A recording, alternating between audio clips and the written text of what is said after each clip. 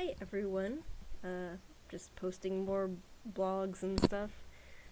So I have most of Suzette's fiction books, except for apparently Peace Talk 101. And I don't have a lot of time to read these days, but some of these are pretty small, so I'll try to read through them. And I was thinking of maybe doing like book reviews or book synopsises of these. And I've tried to look online on YouTube. Like, there's a lot of entertaining game review videos, but I haven't found any entertaining book review videos. So I'd like to do something more than just, here, watch me talk about a book. And have something more graphical, and the cats are fighting. But have something, like, maybe I'll just try to illustrate parts of books as I talk about them. But anyway, I just wanted to show the books that I have purchased. So most of these, all of these, I guess, I got off Amazon. So the first series is the Coyote Jones series, and I honestly have no idea what these are about. Which was the true path, loyalty to self or service to the stars? The Telepaths is the first in this series, and has a second book on the back. It's not by Suzette Haden Elgin, but it's kind of cool that they did that.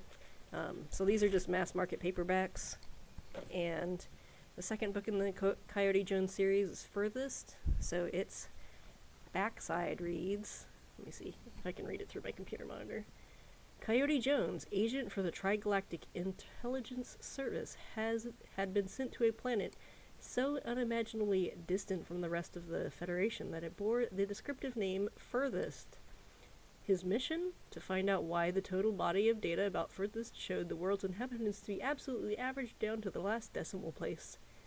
That data had to be false. Jones was permitted to live on the planet, but the natives were so wary of him that he could uncover nothing, until he chanced into a personal crisis faced by his young, furthester assistant.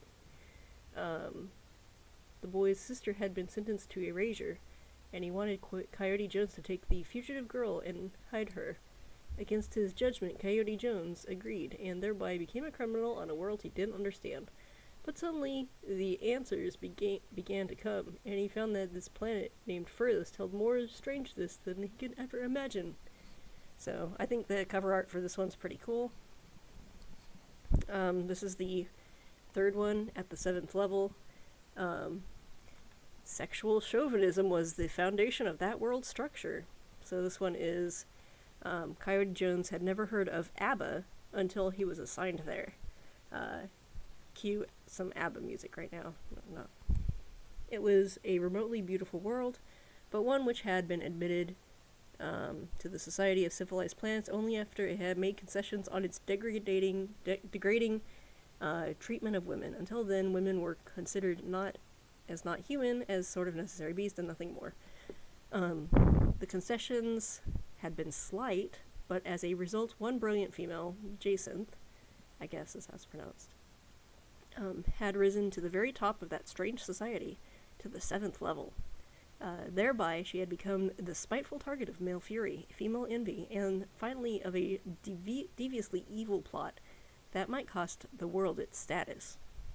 What Coyote Jones found on ABBA, the sensuality of the surface, the sexual horror beneath, and the meaning of human dignity, is a novel worthy of the talents of the most gifted new science fiction writers since Samuel R. Delany and Roger Zelazny. Sorry. I did not research that name before reading that. And then I might try to get a mass market paperback of this as well. This is the 4th book. I picked this up earlier at the same time I picked up this one down here. So it's, doesn't really fit with the rest of the collection. But let's see. Coyote manfully restrained himself from making the obvious oh, this looks like just an excerpt from the book. I kind of prefer the plot summaries to just excerpts.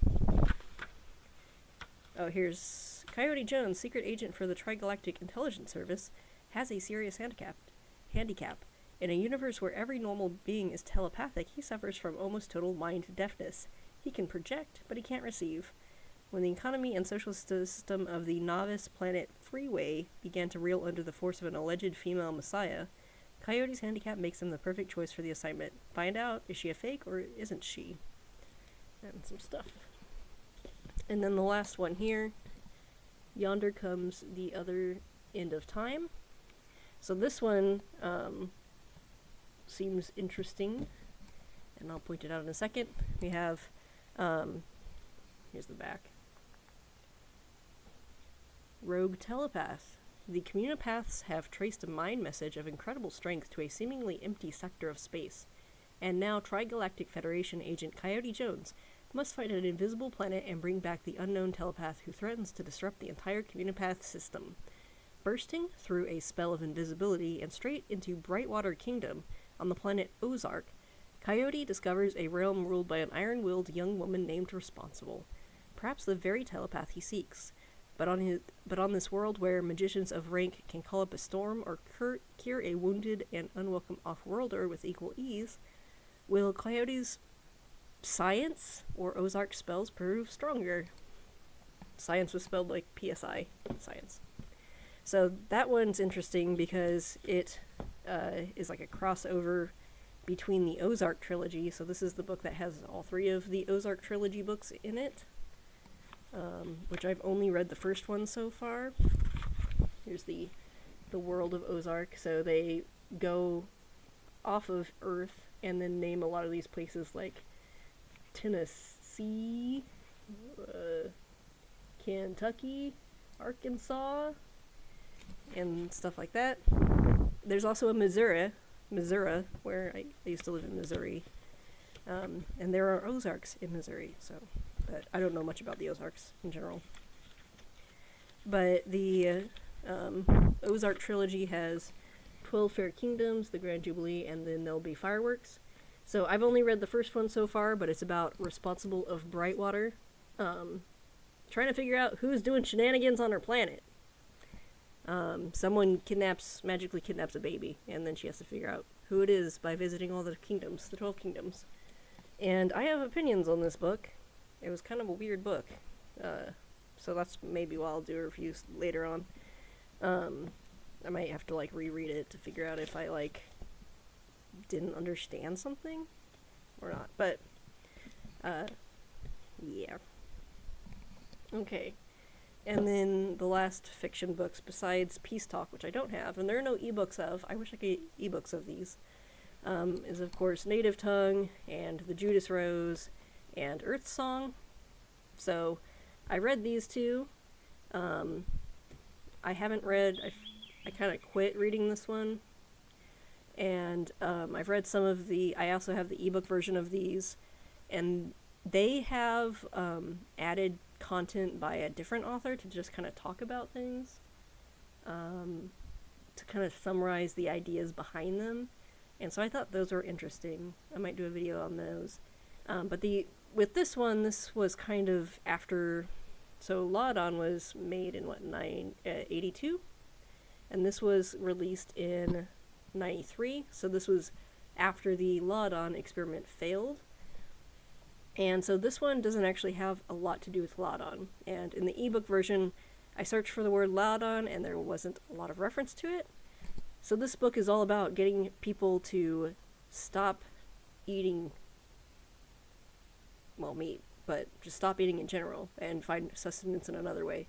And like how Láadan, the language, taught people to think differently and become different people from learning a different language, the idea is if you stop eating, you'll stop being the same types of humans. So I haven't finished it because I kind of lost interest once they started talking about singing for sustenance. And I was like, no. So yeah, I have these books. I will kind of preface that I haven't super enjoyed reading any of the 4 books I've read from Suzette Haden Elgin. But I do like the language Láadan. But I don't completely 100% agree with Láadan either. So I don't know why I'm compelled to do this, to be very obsessive over the language. But maybe once I read through more of this stuff, maybe I'll find something more interesting. I have some complaints about the 12 Kingdoms. like a few very specific complaints. But I'll talk about them in a review if I do a book review of that. And then these I just found hard to read because every chapter they go to a different person, different point of view, and I just find that really difficult, kind of hard on the flow.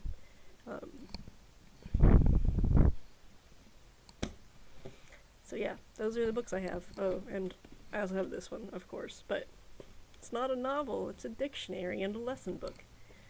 But yeah, so I don't know if anyone really will watch the Láadan vlogs.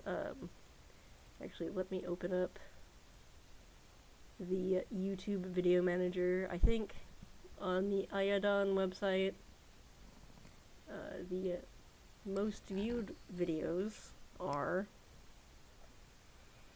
Láadan Classroom, so that's good. And one of Kurt's vlogs about Esperanto, and my history video about Ito, and I guess the other, a couple of Láadan vlogs. So maybe someone will watch this. And then I completely lost my train of thought. I forgot what I was gonna say. Okay, well, something about Láadan. So I just, since I think about Láadan a lot, I thought I would kind of try to just do some vlogs about it as I'm thinking about the books and learning about the history, or even about the past of Suzette and kind of how she became who she was. I guess I'm kind of interested in. And of course I have some of the books that she referenced that were kind of the things that got her to start thinking about Láadan. And I guess honestly, since I started first learning about Láadan, it has affected the way I think about things as well. So maybe that's why I'm kind of like obsessed with it, and that, you know, there aren't many speakers, so I'm kind of like trying to preserve what there is by doing the making backups of mirrors of websites, and making tools and making lessons and stuff like that. But that was a tangent. Anyway, so yeah, I think I was going to say I might review these books or do like a synopsis of the books, or maybe like do some sketches of like each chapter, and this is what happened in each chapter, because besides just getting like used copies off Amazon, you can't get ebook copies of these. They're not rare. They were pretty cheap to buy these books, except for the Láadan dictionary. But like these little mass market paperbacks are like $3 or $5. So, but it might be interesting for anyone else who is interested in Láadan and kind of just doesn't want to invest the time in reading a bunch of stuff that's tangentially related.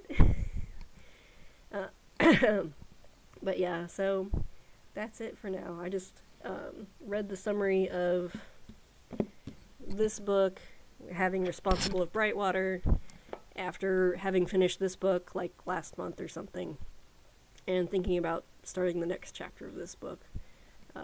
But I had to start taking notes because I kind of found it confusing, because there's so many characters, and again, like, I feel like I missed stuff the first time through. Like, the first book is a weird book. I feel like the first book was only written to introduce the world, and so maybe like the second and third books are more exciting, because it really, like, she travels to the 12 kingdoms, and each chapter is just one kingdom each, and she's talking to the people there. So it just feels like kind of the setup. But yeah, okay, that's it for now. Hopefully that was interesting, and I'll talk to you all later, and I'll